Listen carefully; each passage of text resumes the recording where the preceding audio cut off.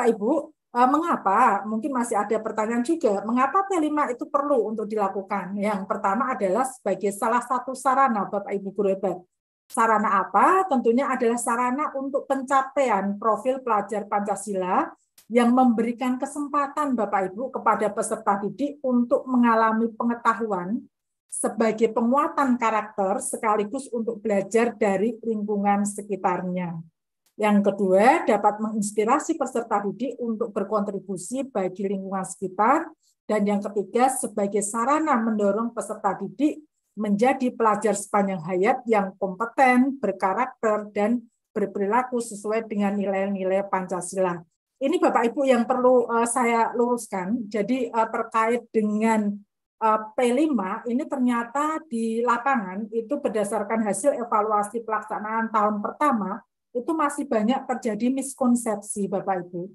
Jadi harapannya sebetulnya P5 itu bisa sifatnya adalah mendahulukan. Di sini kan ada ya karakter untuk belajar dari lingkungan sekitar. Jadi kita kontekstual Bapak Ibu, kemudian kita basisnya itu didasarkan dulu pada kearifan lokal yang ada di sekitar sekolah Bapak Ibu. Jadi sebetulnya tidak perlu sih jauh-jauh untuk pelaksanaan P5, karena saya yakin setiap daerah, setiap tempat itu punya kearifan lokal, punya sumber daya sekolah yang bisa digunakan nantinya sebagai sarana untuk pelaksanaan P5 Bapak Ibu. Ya, saya ambil contoh sederhana Bapak Ibu, mungkin nanti di akhir slide saya juga ada gambarnya. Saya punya dampingan misalnya sekolah PAUD ya Bapak Ibu, ada salah satu dampingan saya yang jenjangnya PAUD. Sekolah PAUD atau jenjang PAUD ini letaknya di daerah Grobogan, Jawa Tengah Bapak Ibu. Nah, di Grobogan, Jawa Tengah itu kan Bapak Ibu pasti mungkin ada sebagian besar yang tahu di situ ada yang namanya Bleduku ya Bapak Ibu. Bleduku itu nanti ada semacam kalau orang Jawa itu bilangnya seperti kalau air mendidih itu kan ada semacam rongga-rongga air itu. Nah, anak-anak itu kan salah satu pengenalan adanya kebinekaan sosial budaya yang ada di daerah masing-masing. Maka salah satu proyek profil pelajar Pancasila atau P5 yang dilakukan pada PAUD tersebut itu berkaitan dengan mengenalkan anak bahwa di daerah sekitarnya itu ada yang namanya Bleduku. Kenapa kok bisa dinamakan Bleduku? Nah, itu dibuat semacam miniaturnya Bapak Ibu. Jadi bukan membawa si anak ke Bledukunya, tidak, tetapi itu karena kan usia PAUD itu kan belum ini ya Bapak Ibu, apalagi Bleduku itu tempatnya dalam tanda kutip agak bahaya kalau anak tidak dalam pengawasan orang tua. Maka dibuatlah miniatur untuk memperkenalkan Bleduku dengan memanfaatkan apa yang ada di sekitar sekolah.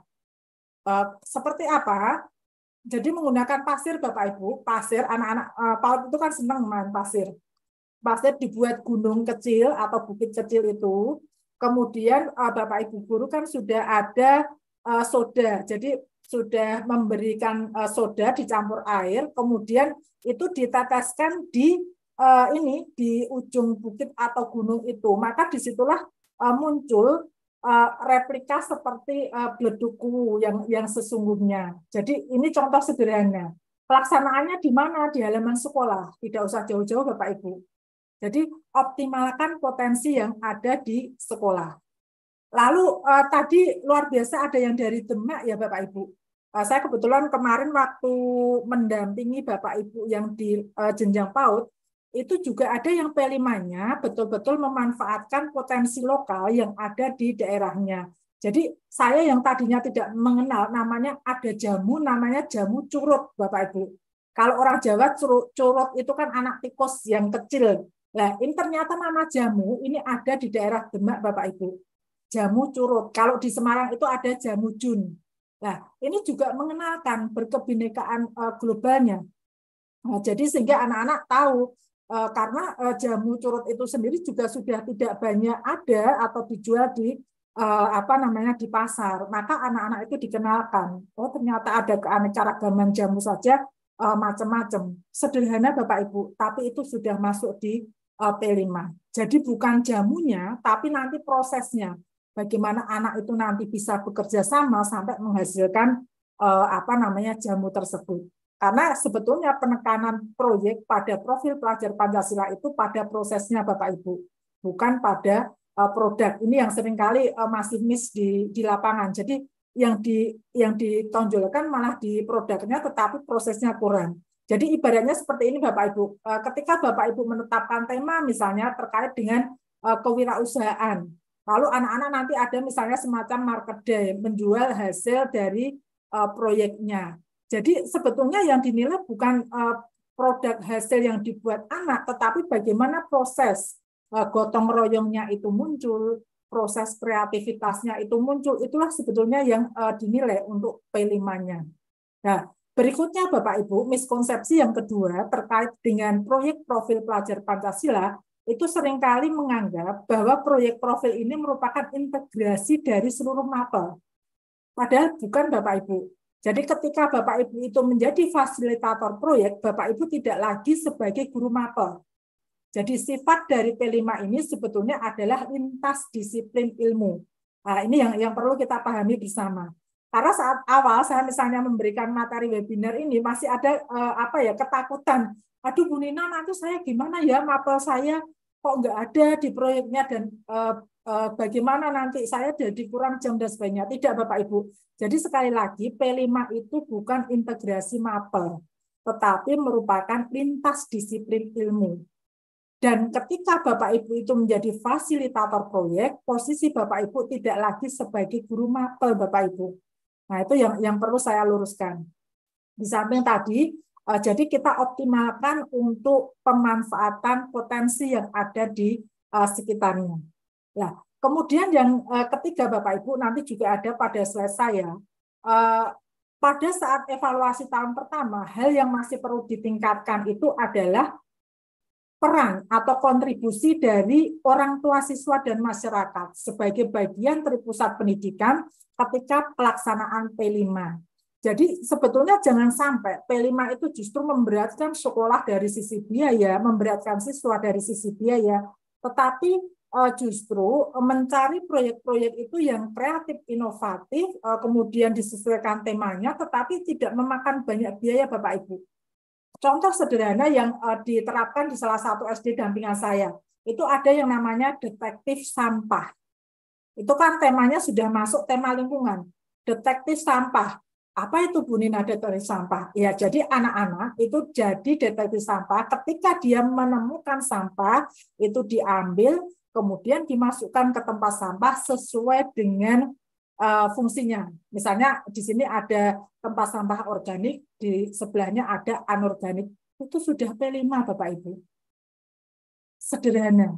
Tetapi itu nanti juga akan membangun karakter dari peserta didik. Lalu ada lagi Bapak Ibu yang sederhana lagi tentang batik.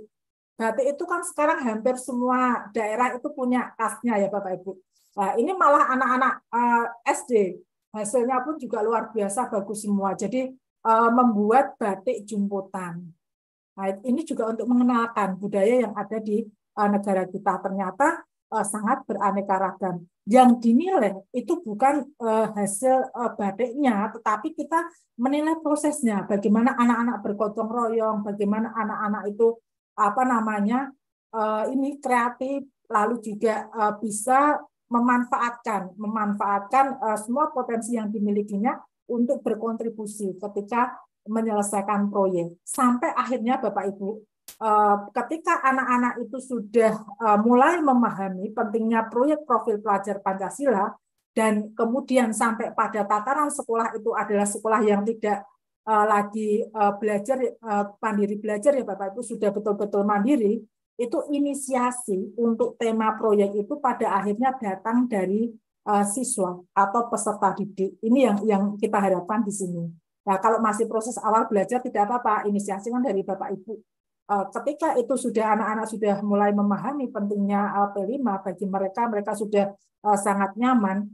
Salah satu sekolah saya pada akhirnya ide itu berasal dari peserta didik. Saya contohkan satu itu di SDI Fastabik yang juga kebetulan lokasinya di daerah Grobogan.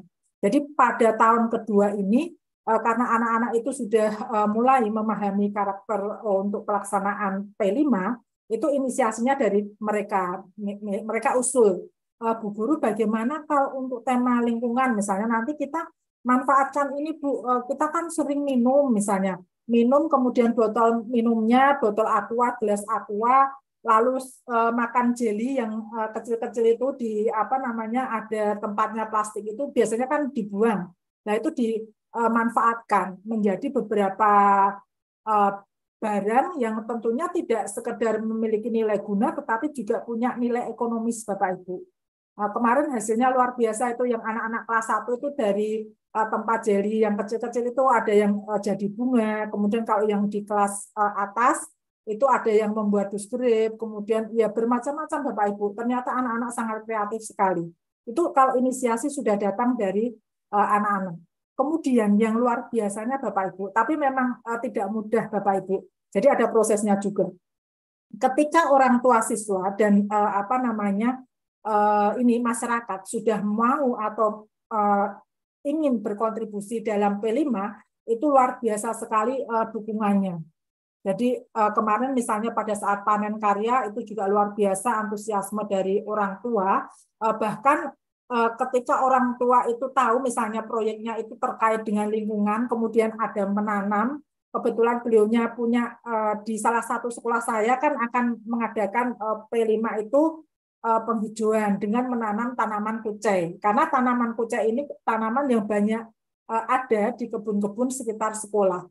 Jadi yang tadinya kan sudah direncanakan bibitnya beli dan sebagainya, tapi luar biasa orang tua siswa dengan sukarela kemudian memberikan ini tanpa dipungut atau ditarik karena sudah paham bahwa mereka itu juga bertanggung jawab pada pendidikan anak. Jadi tidak hanya kepada sekolah saja tanggung jawab itu diletakkan.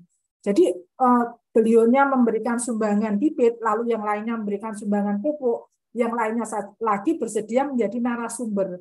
Nah, ini sudah luar biasa Bapak Ibu.